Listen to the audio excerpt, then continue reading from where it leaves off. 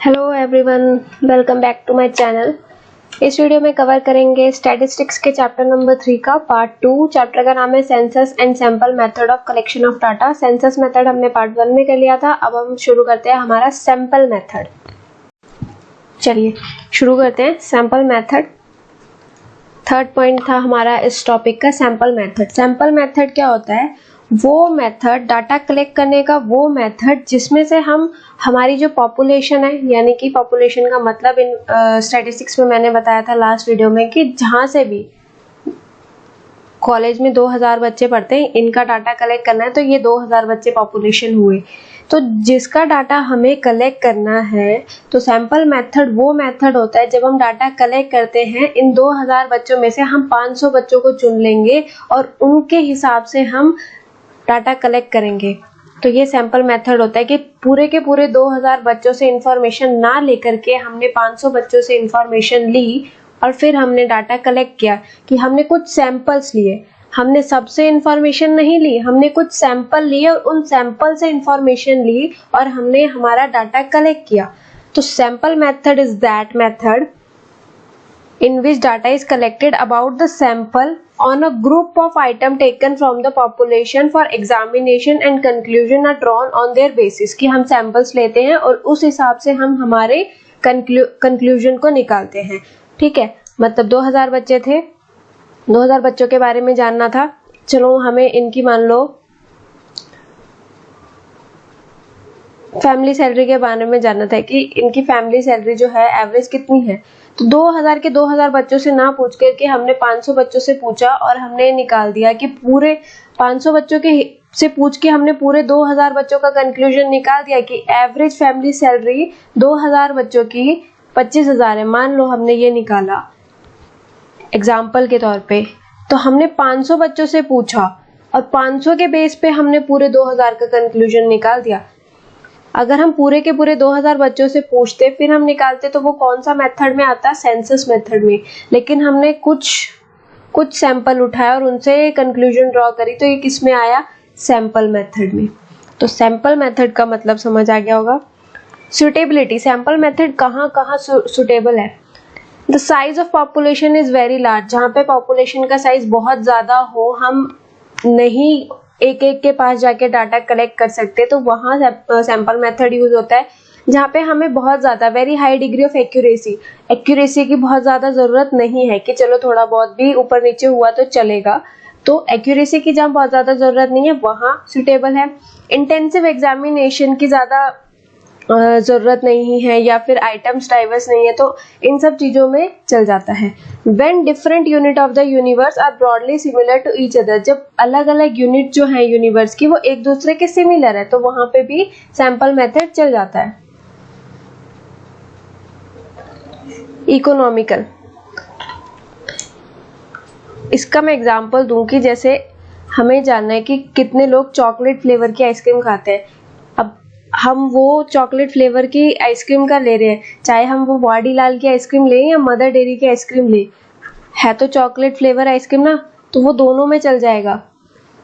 जब different unit of the universe are broadly similar, almost similar ही है तो अलग पर सिमिलर ही है। फ्लेवर तो चॉकलेट का ही बात हो रही है, चॉकलेट फ्लेवर की आइसक्रीम की बात हो रही है, तो यहाँ पे ये चल जाता है। मेरिट्स क्या क्या है, यानी फायदे क्या क्या है? इकोनॉमिकल है, सैंपल मेथड में ज्यादा खर्चा नहीं आता है क्योंकि हमें सिर्फ सैंपल कलेक्ट करना होता है, ज्यादा लोगों से पूछताछ नहीं करनी होती। टाइम सेव होता है, सैंपल कलेक्ट करने हैं, सबसे नहीं पूछना है, कुछ सैंपल से पूछना है, कुछ सैंपल से इन्वेस्टिगेशन करनी है। एडमिनिस्ट्रेटिव कन्वीनियंस होता है। क्या मतलब इसका? There is an administrative convenience in handling a limited number of items, more capable and efficient investigator can be appointed. कि जब हमको लिमिटेड नंबर ऑफ आइटम्स को हैंडल करना है तो हम ज्यादा से ज्यादा एफिशिएंट और कैपेबल इन्वेस्टिगेटर्स जो होंगे उनको अपॉइंट करेंगे और वो बहुत अच्छे से उस चीज को हैंडल करेंगे। तो एडमिनिस्ट्रेटिव कन्वीनियंस भी रहता है क्योंकि हमको ज्यादा लार्ज क्वांटिटी में नहीं कलेक्ट करना है data, limited number of items को कलेक्ट करना है, उनको हैंडल करना है, तो इन्वेस्टिगेटर्स को हम केपेबल और एफिशिएंट इन्वेस्टिगेटर्स को अपॉइंट कर सकते हैं।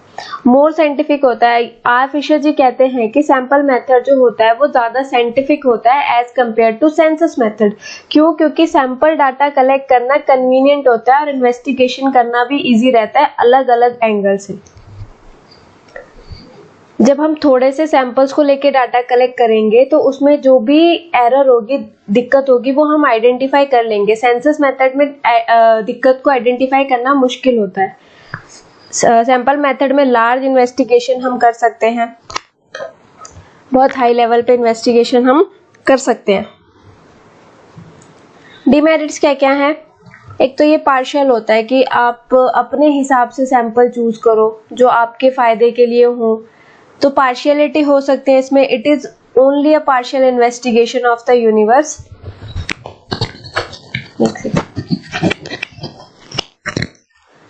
The investigator bias in the selection of sample is not ruled out. Accordingly, the results may be biased as well. कि investigator जो है वो बायसनेस दिखा सकता है जब भी वो सैंपल को सिलेक्ट करेगा। उसमें रॉन्ग कंक्लूजन ड्रॉ हो सकती है, रॉन्ग कंक्लूजन निकल के आ सकता है। If the selected sample does not represent the characteristics of the universe, उस यूनिवर्स की जहाँ का हमें सैंपल चाहिए वहाँ की कैरेक्टरिस्टिक्स को डिफाइन नहीं कर रहा है, रिप्रेजेंट नहीं कर रहा है, तो रॉन्ग कंक्लूजन निकल के आ सकता है। कि अगर बायसनेस भी है, मान लो जिनसे हम सैंपल कलेक्ट कर रहे हैं उन्होंने गलत इन्फॉर्मेशन दी या किसी भी रीजन की वजह से कुछ भी गलत हुआ, तो रॉन्ग कंक्लूजन निकल के आएगा।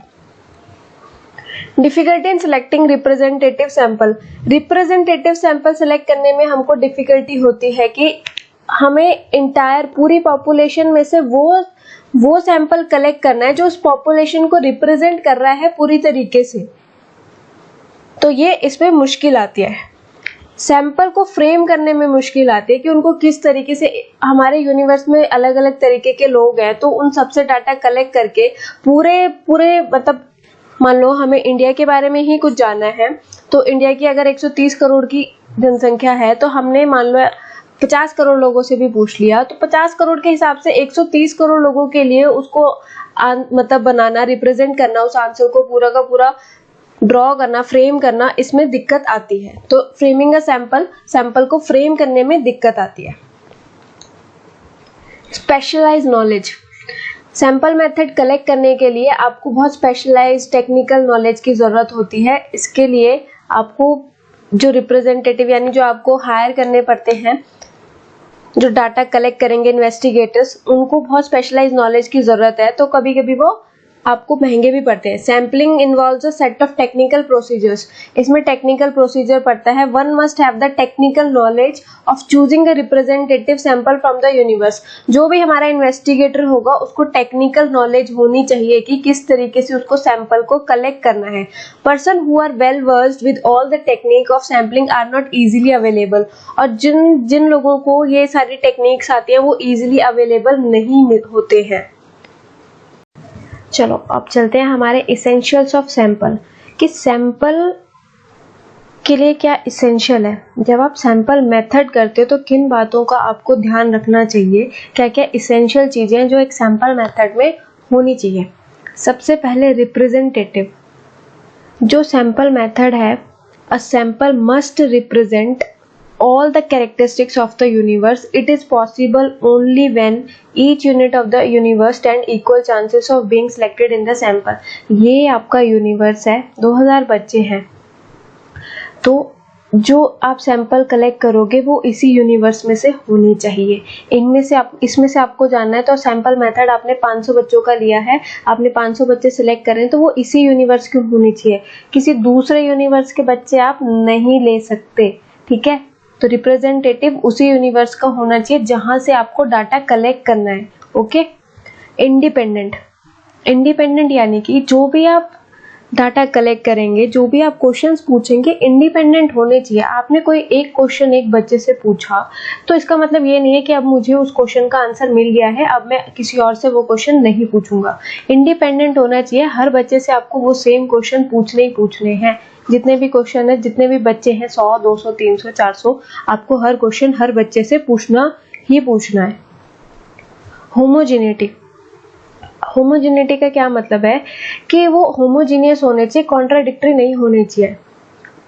ये 10th क्लास है, आपको 10th क्लास के बच्चों का डाटा चाहिए कि मैथ्स में कितने मार्क्स आए, एवरेज मार्क्स है मैथ्स, और आपने डाटा कलेक्ट कर लिया 9th में, 9th के बच्चों का मैथ्स में, तो ये होमोजीनियस नहीं है, ये अलग है। तो होमोजीनियस होना चाहिए। आप जो पूछना चाह रहे हैं, आप जहाँ का लेना चाह रहे हैं, आपको वहीं का लेना है डाटा, जिस जगह का आपको डाटा कलेक्ट करना है उसी जगह का लेना चाहिए। सैंपल उसी जगह के होने चाहिए, दूसरी जगह के सैंपल्स नहीं होने चाहिए, कॉन्ट्राडिक्टरी नहीं होने चाहिए, होमोजीनियस होने चाहिए। एडुकेसी का क्या मतलब है कि 2000 बच्चों का डाटा आपको कलेक्ट करना है और आपने 2 बच्चों का सैंपल ले लिया, तो सैंपल, नंबर ऑफ सैंपल जो आप चूज करोगे वो फेयरली एडुकेट होने चाहिए, इतने होने चाहिए ताकि उससे आप कंक्लूजन ड्रॉ कर सको। 2000 बच्चे ले रहे हो, कम से कम मिनिमम 500 बच्चों का सैंपल तो लो, तब जाके आपका जो डाटा निकलेगा वो रिलायबल निकलेगा। आंसर जो आपका निकल के आएगा, कंक्लूजन, वो आपका रिलायबल डाटा निकलेगा, नहीं तो आपका गलत हो जाएगा। सिर्फ 2 बच्चों के बेस पे आप 2000 बच्चों का सैंपल नहीं दे सकते हो, 2000 बच्चों के बारे में आप कंक्लूजन नहीं निकाल करके दे सकते। तो एडुकेसी होनी चाहिए, होमोजेनिटी होनी चाहिए, इंडिपेंडेंट होने चाहिए और रिप्रेजेंटेटिव होना चाहिए। ठीक है, चलो अब हम देखते हैं मेथड ऑफ सैम्पलिंग। सैम्पलिंग करने के मेथड कौन कौन से होते हैं? एक आता है रैंडम सैम्पलिंग, एक आता है non random sampling. Random sampling में क्या होता है कि जब हमारे यूनिवर्स में जितनी भी आइटम है उन सबको इक्वल चांस मिलता है सिलेक्ट होने का, पूरी सबकी इक्वल प्रोबेबिलिटी होती है कि वो भी सिलेक्ट हो सकती है, किसी तरीके की कोई बायसनेस नहीं होती, सबको इक्वल चांस मिलता है सिलेक्ट होने का।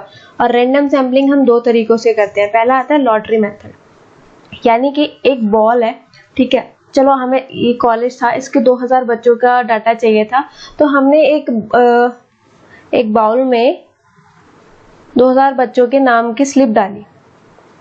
ये बाउल में हमने 2000 बच्चों के नाम की स्लिप डाली और हमने क्या किया, एक एक करके स्लिप निकालना शुरू किया। कितनी स्लिप निकालनी थी? हमें 500 सैंपल चाहिए थे, तो हमने 500 स्लिप्स निकाल दी।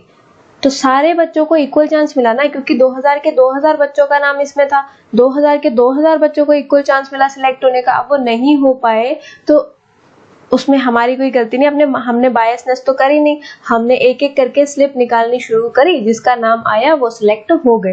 तो लॉटरी मेथड में यही होता है कि हम एक बॉक्स के अंदर स्लिप्स रखते हैं और फिर इम्पार्शियली कुछ स्लिप्स को हम निकालते हैं बाहर और वो चूज किए जाते हैं हमारे यूनिवर्स के सैंपल, फिर उनसे हम डाटा कलेक्ट करते हैं। दूसरा आता है टेबल्स ऑफ रैंडम नंबर्स। कुछ ने मिलके टेबल्स बनाई है, जितने रैंडम नंबर्स की टेबल बनाई है, इसमें जो सबसे फेमस टेबल है वो हमारी टिप्पेट टेबल है।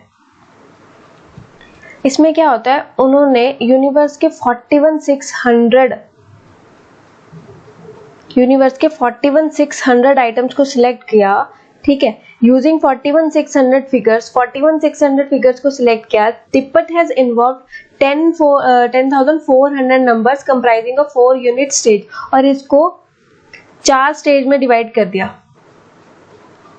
10,400, 10,400, 10,400 की 4 स्टेज में डिवाइड कर दिया। For the use of this method all item of the universe are first arrange in an order, और जितनी भी आइटम्स है उनको सबको अरेंज किया गया एक ऑर्डर में, अलग अलग यूनिट बनाई गई और सबको एक ऑर्डर में अरेंज किया गया। फिर टिप्पेट टेबल का यूज करके हमने उस नंबर में से एक एक आइटम को सिलेक्ट करना शुरू किया कि यहाँ से ये ले लेते हैं, इस यूनिट से ये ले लेते हैं, इस यूनिट से ये ले लेते हैं, ऐसे करके हमने सिलेक्ट किया। तो ये एक टेबल बनाई गई है, तो ये भी एक रैंडम सैम्पलिंग का मेथड है। अब चलते हैं रैंडम सैम्पलिंग के मेरिट्स, फायदे क्या क्या हैं। This method is free from personal bias of the investigator. Investigator का किसी भी तरीके को कोई बायसनेस नहीं होती, वो अपनी मर्जी से कुछ नहीं करता। वो स्लिप निकाल रहा है तो उसमें उसकी क्या बायसनेस, उसको थोड़ी ना पता है कि कौन सी स्लिप में किसका नाम है, तो पर्सनल बायस नहीं होता। Each and every item of the universe stand equal chance of being selected. Universe में जितने भी आइटम्स हैं सबको पूरा इक्वल चांस मिलता है सिलेक्ट होने के लिए। The universe gets fairly representative by the sample. और जो यूनिवर्स है वो सैंपल के द्वारा फेयरली रिप्रेजेंट किया जाता है, क्योंकि यूनिवर्स के ही सारे आइटम्स को सिलेक्ट करेंगे। This is a very simple and straight forward method. ये बहुत सिंपल और स्ट्रेट फॉरवर्ड मेथड होता है, किसी भी तरीके की कोई कंफ्यूजन इसमें नहीं होती। डिमेरिट्स क्या क्या है? This method does not guarantee proportionate representation of different item of the universe. Proportionate different item, यानी कि 2000 में से हमें नहीं पता कि हमें 500 बच्चों के सैंपल की ज़रूरत है कि 200 की ज़रूरत है कि 100 में ही हमारा काम हो जाएगा, या हमें 900 चाहिए होंगे या 1000 चाहिए होंगे। तो इसमें ये दिक्कत रहती है कि कितना प्रोपोर्शन हमें चाहिए, उसकी गारंटी हमें नहीं मिल पाती है। Random sampling does not give weightage to certain important item in the universe. अब हो सकता है इस 2000 बच्चों में से 100 ऐसे इंपॉर्टेंट बच्चे थे जिनका सैंपल कलेक्ट करना बहुत ज़रूरी था, मतलब जिनसे पूछना जरूरी था, लेकिन जब हमने लॉटरी सिस्टम किया उसमें इन 100 बच्चों का नाम ही नहीं आया, तो इम्पॉर्टेंट आइटम जो होती है उसको वेटेज नहीं मिल पाती रैंडम सैम्पलिंग में। नेक्स्ट आता है हमारा non random sampling. Non random sampling में हर आइटम को, यूनिवर्स की हर आइटम को इक्वल चांस नहीं मिलता है सिलेक्ट होने का, प्रोबेबिलिटी इक्वल नहीं होती सबके सिलेक्ट होने की। इसमें कोई भी सिलेक्ट हो सकता है पर सबकी प्रोबेबिलिटी इक्वल नहीं होती सिलेक्ट होने की। Non random sampling include all those method of sampling in which all the unit of population do not have equal probability और equal chance of being selected in the sample of study. Some of the well-known method of random sampling are, सबसे पहला method कौन सा है random sampling का? Purposive और deliberate sampling. इसमें क्या होता है, इसमें इन्वेस्टिगेटर अपने आप चुनता है कि उसको किसको चूज करना है सैंपल मेथड के लिए। अब इसमें एक एग्जांपल था कि उसको स्टील इंडस्ट्री के बारे में, आयरन एंड स्टील इंडस्ट्री के बारे में जानना है, तो वो खुद चला जाएगा टाटा आयरन और स्टील इंडस्ट्री के पास कि हमें तुमसे आयरन और स्टील के बारे में जानना है, ठीक है। तो उसने कंपनी खुद चुनी जिससे उसको डाटा कलेक्ट करना है। तो इस वाले में इन्वेस्टिगेटर खुद चूज करता है अपनी कंपनी, अपना सैंपल कि जिससे उसको डाटा कलेक्ट करना है।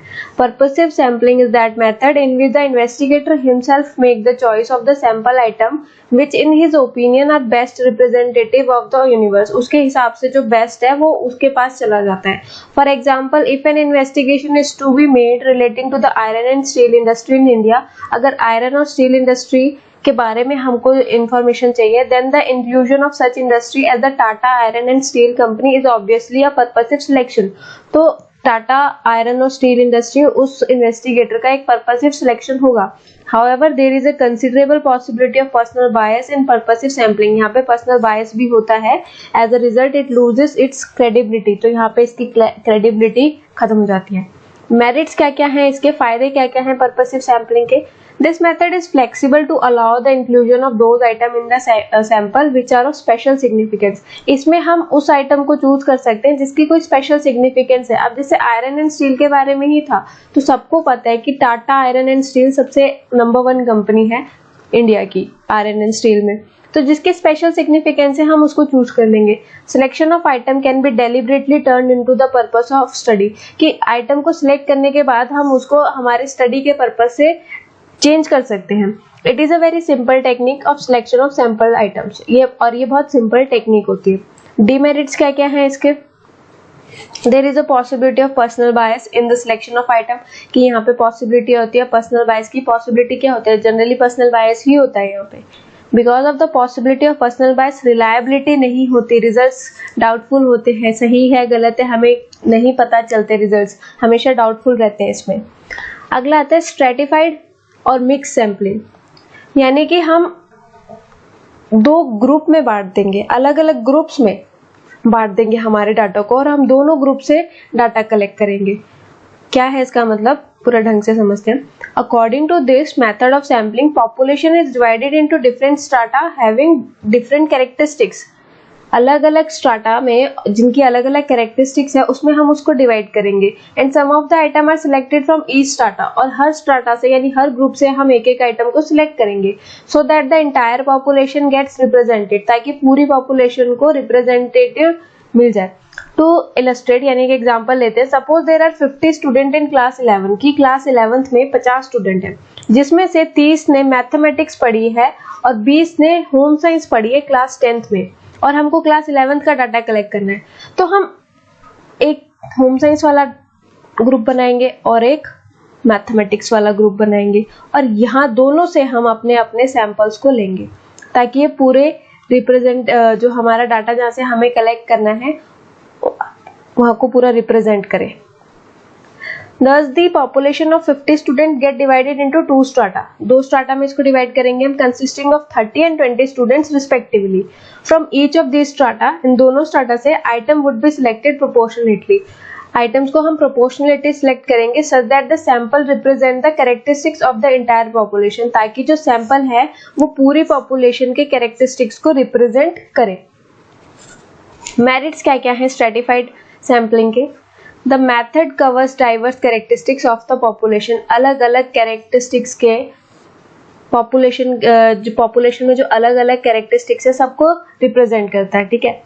On the basis of diverse characteristics of the population, a comparative analysis of data become possible. कि जब हमको अलग अलग characteristics के diverse characteristics का data मिलेगा तो analyze करने में हमको easy रहेगा, comparison करने में easy रहेगा. This method of sampling offer reliable as well as meaningful result. इससे हमें reliable और meaningful results भी निकलेगा. अब demerits क्या क्या है? This method is suitable only when there is a complete knowledge about the diverse characteristics of the population. अब आपको नहीं पता ही नहीं है कि population में diverse characteristics है कौन कौन से, तो आप उनको divide कैसे करोगे अलग अलग ग्रुप में? अगर आपको पूरी नॉलेज है कि डाइवर्स कैरेक्टरिस्टिक्स है कौन से उस पॉपुलेशन में, तभी आप उसको डिवाइड कर पाओगे. There is a possibility of bias at the time of classification of the population into different strata. जब आप अलग अलग ग्रुप में डिवाइड करने जाओगे तो यहाँ पे आप बायसनेस कर सकते हो. When the size of population is already small, जब पॉपुलेशन का साइज हमें पहले से ही छोटा होगा तो आप उसको और अलग अलग छोटे छोटे ग्रुप्स में कैसे डिवाइड करोगे? पहले से ही छोटा है तो आप उसको स्मॉलर पार्ट्स में कैसे डिवाइड करोगे? तो ये कुछ डिमेरिट्स है.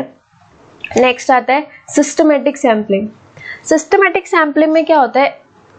nth आइटम चूज की जाती है. मतलब अगर आपको 100 लोगों का डाटा कलेक्ट करना है तो पहला नंबर जो आप चूज करोगे वो आप एक रैंडम सैम्पलिंग का करोगे. कि मान लो आपने 5th नंबर चूज किया तो आप अगला भी 5th ही करोगे, यानी 10th, फिर आप 15th, फिर आप 20th, 25th, ऐसे करके आप डाटा सिलेक्ट करोगे.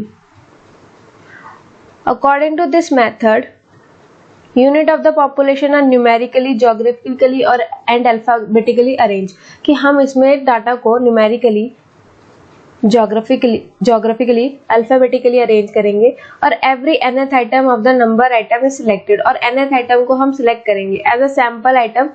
If 10 out of 100 student are to be selected, अगर 100 में से 10 स्टूडेंट को हमें सिलेक्ट करना है सैंपल के लिए, then 100 student would be numbered and systematically arranged. तो इन 100 स्टूडेंट को हम systematically अरेंज करेंगे.